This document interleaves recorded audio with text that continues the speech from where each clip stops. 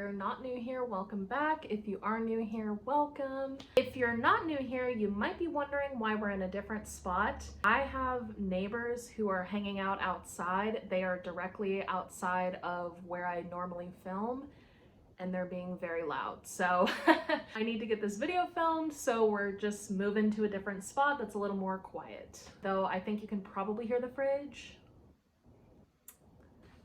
We're just gonna go with it. Anyways, today I thought I would do a video that I've been thinking about for a while. I don't know how many people are necessarily gonna be interested, but I'm interested, and I think I would be interested if I was someone who was struggling to get into nonfiction. I'm gonna help you guys out, my fiction girlies, or guys, or theys, whatever you go by, whoever you are. I think this applies to pretty much anyone who is struggling to get into nonfiction but wants to. Some of these are recommendations that you've probably heard about. Some of these are going to be brand new to you. It's a little bit of everything, so regardless of how into your reading journey you are, you can gain something from this video. I also want to preface this by saying that I have read a majority of these. However, I have not actually read all of them. So I myself am on a nonfiction journey. I try to read one nonfiction a month, or if I don't read a nonfiction, I'll read a classic, but I'm fairly new to classics, so maybe I'll do a classic video another time. I'm a little too new to it to do it now. Our first recommendation, speaking of ones that you've probably heard, I'm gonna go ahead and get it out of the way. I'm Glad My Mom Died by Jeanette McCurdy. Now, everyone and their mother has either heard of this or already read it, but in case you haven't, this is a nonfiction memoir about Jeanette McCurdy's life as a childhood star. It is depressing, it is hopeful, heartbreaking, so many things. I definitely recommend checking out trigger warnings for really any memoir, but this one is definitely a part of that. It gets very deep, but I think it's very valuable even if you don't have any experience with being a child star. Some people might hear child star and they're like, how is that relevant to me? I think this is relevant to anyone who has struggled in their childhood in general. I think you'll relate to some of these things, or if you've struggled with disordered eating or anything like that.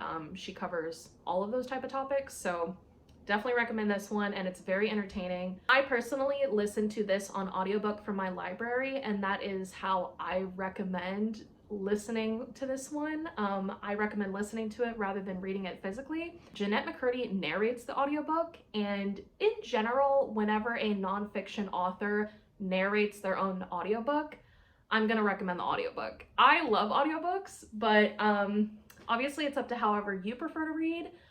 But if you like audiobooks, I recommend the audio for this one. I don't know if I said this before, but these are in no particular order, by the way, so the order is like a little random. Next up are some more nonfiction books that you've probably heard of, but they're a little bit older. That is Tweak and Beautiful Boy. You've probably heard of Beautiful Boy. It was a huge movie, and Tweak is a nonfiction book that goes along with it. Both of these books follow Nick Sheff. He went through severe drug addiction. This one is from his own perspective. This was written by him, and Beautiful Boy is written by his dad.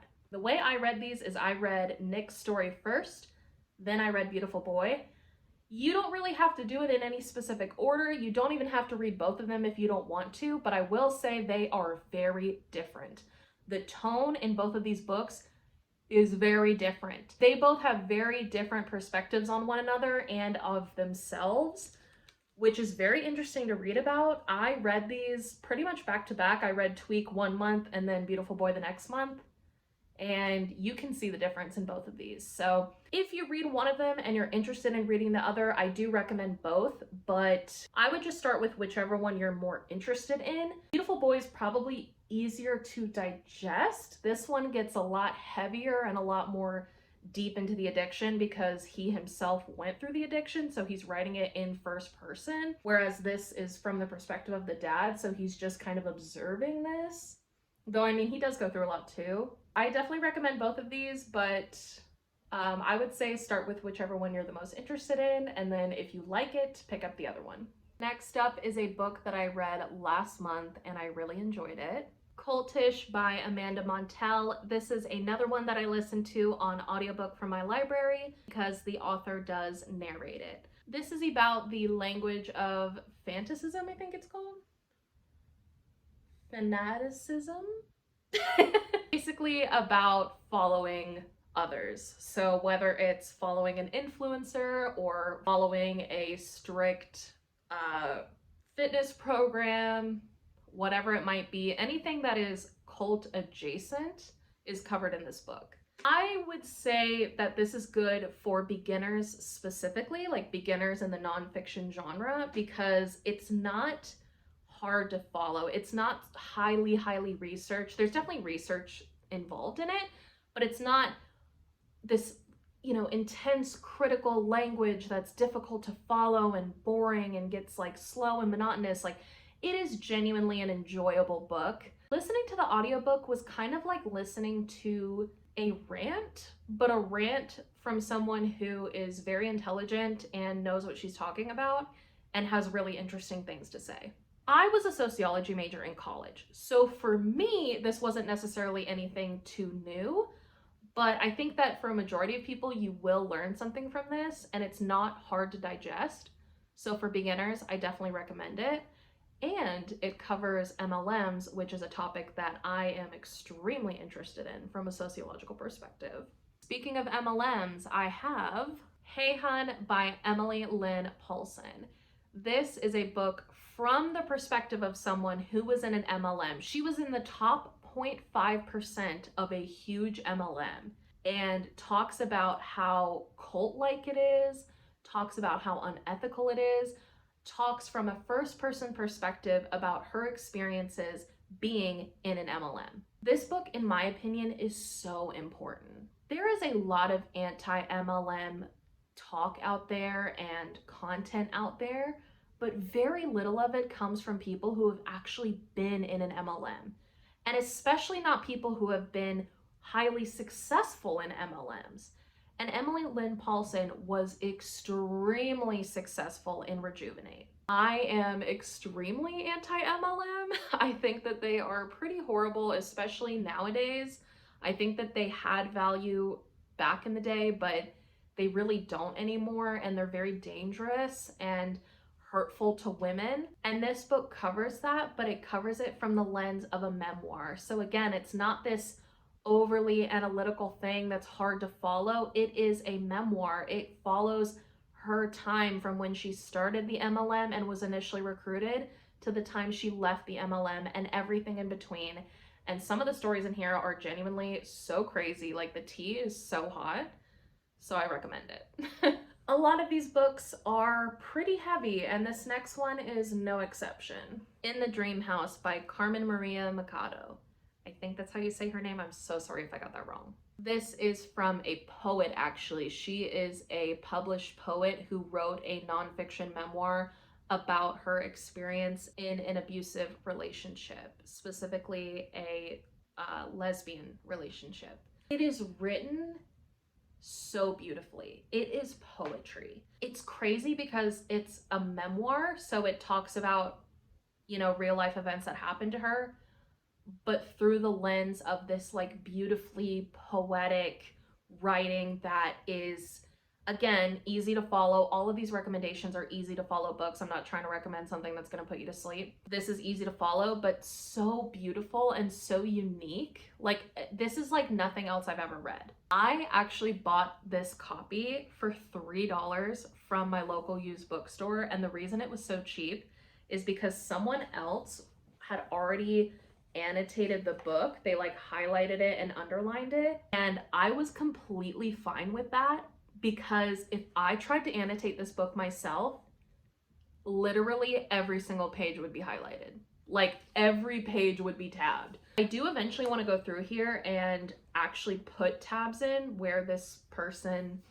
annotated, but for now, like, there's just random underlines and highlights and stuff, and I think that's so beautiful and such a cool way to kind of like reread if I wanted to reread it, because I'm kind of like picking up on things that they specifically, I don't know, were like specifically caught their eye, which I don't know, I just think it's cool. I'm flipping through just to find some random quotes that they underline, because I'm telling you, any quote in this is gonna be beautiful. I'm gonna read to you the beginning of one of these sections. This is called Dream House as Modern Art. That winter, you go to the Brooklyn Museum to an exhibition called Hide/Seek.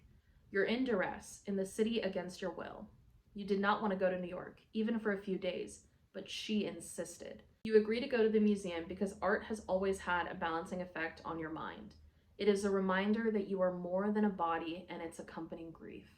Like, I'm telling you, it's beautiful. I highly recommend this. Next up is one that I already know you've heard of. Orange is the New Black by Piper Kerman. A lot of people forget that this is originally a novel, and specifically a non-fiction memoir. Piper Kerman beautifully captures what it's like to be a fish out of water in a prison system that she never saw herself being in, but absolutely belongs in based on her obvious actions. At first, she enters prison thinking, I don't belong here, I'm not meant to be here, whatever, and leaves realizing that every single person in prison feels that way. And every single person there did something to end up there. It's also fairly short, so it's a pretty easy one to get through. And again, the author narrates the audiobook. So if you want to pick up the audiobook, I do recommend it. This is one that I never see talked about, so I definitely wanted to mention it here. Sharp, a memoir by David Fitzpatrick. It is about a person who self-harms. He self-harms, and it's his journey from when he first started and why and how he stopped and kind of everything in between. To be honest with you, I haven't gotten to it yet just because I am scared because it's so dark, and I think it's going to be a really hard one for me to read, but a really important story nonetheless. These are going to be a throwback for some of you guys, and others might not have even heard of these before. And that is A Child Called It, this series by Dave Pelzer. If you know, you know. And if you don't know, oh my God. This was required reading for me in middle school. In middle school. How was that allowed? Like, genuinely, why were they doing that? That's one of those things that is absolutely, like, if I tell my kids in the future that, they're gonna be like, how is that legal? And my answer is, I don't know. Like, I don't know why I was allowed to read that as a middle schooler. This chronicles Dave Pelzer's severe childhood trauma and abuse. He was severely abused. And I will say, just to be fully transparent, there have been allegations that he made up some of the stuff in this book. I don't really know a whole lot about those allegations. I think that these stories are very important, but they're very hard to read. And again, I don't know why I was allowed to read this in middle school, much less required to read this in middle school. I enjoyed them, but they are trauma for sure. Another one that I have not read yet, but it is a classic. The Stranger Beside Me by Anne Rule. This is about Anne Rule and her experiences with Ted Bundy. She used to work next to Ted Bundy. They worked in some kind of like newspaper or something, and they sat next to each other, like their little cubicle things were directly next to each other, and they considered each other like work friends.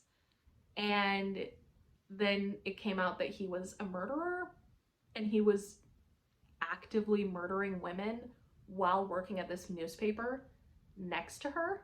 Crazy. So this is her experience working with him and kind of an insight into his personality and everything like that, and their shared memories together. And there's also like photos from that time and stuff. If you're a true crime fan, I recommend this. Even though I haven't read it yet, I want to read it soon. I think I'm gonna read it maybe next month.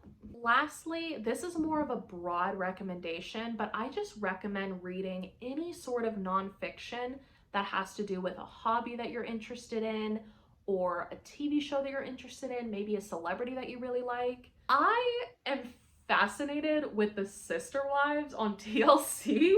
So random, I know. It's literally so random, but I have watched every episode of Sister Wives at least twice. So I read the nonfiction for them and I annotated it, and y'all, the tea in this book is spicy. Oh my god.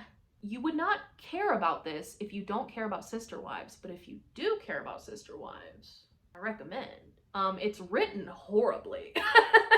If we're being honest, it is written horribly. But Nacho Gate's in this, and if you know, you know. So this is my personal interest, but whatever your personal interest is, whether it's a celebrity, like maybe you really like Paris Hilton, you could read her new memoir, or maybe you like, I don't know, knitting, you could read a crochet book or something like that. Really just anything that has to do with a hobby that you're interested in, or a celebrity or anything like that. I definitely recommend. That's a really easy way to get into nonfiction. It really just takes one nonfiction book to start, and from there you'll find recommendations over time. Like for me, I basically just picked up a nonfiction book one month and was like, oh, I'm gonna try to read one a month. And I wasn't sure how I was exactly gonna find them or anything, but I just kind of trusted the process. And over time, I have been introduced to so many, even more than what's on this list. There's no right or wrong way to start, so I just recommend starting. That's really it. Thanks so much for watching. Thank you for being here. If you like this video, definitely subscribe. I'd love to have you around for more. I make all sorts of bookish content, so if you're interested, stick around. This is a non-judgment community. We are a judgment-free zone. So if you're interested in that, stick around. And until next time, bye.